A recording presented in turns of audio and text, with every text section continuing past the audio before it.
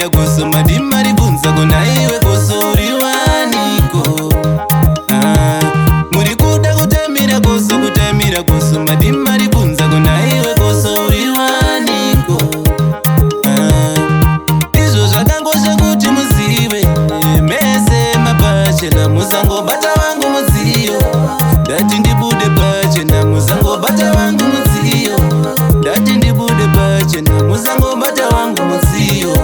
Dati ndibude pachena.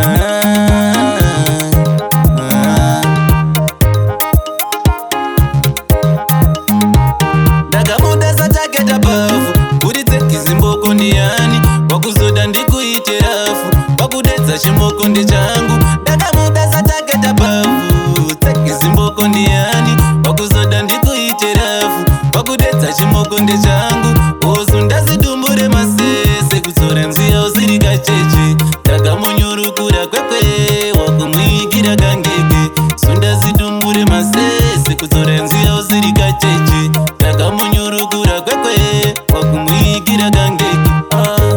Akande kangu ikaka kande kangu ikaka koso ndirangu irori nderangu irori ichi ndechangu ichochi ndechangu ichochi awa ndewangu iwawa ndewangu iwawa.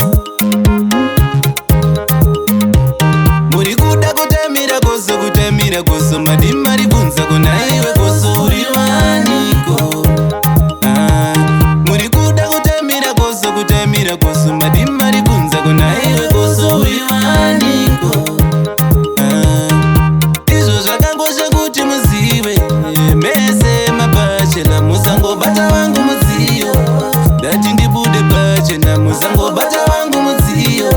Dati ndibude pachena musangobata wangu mudziyo. Dati ndibude pachena.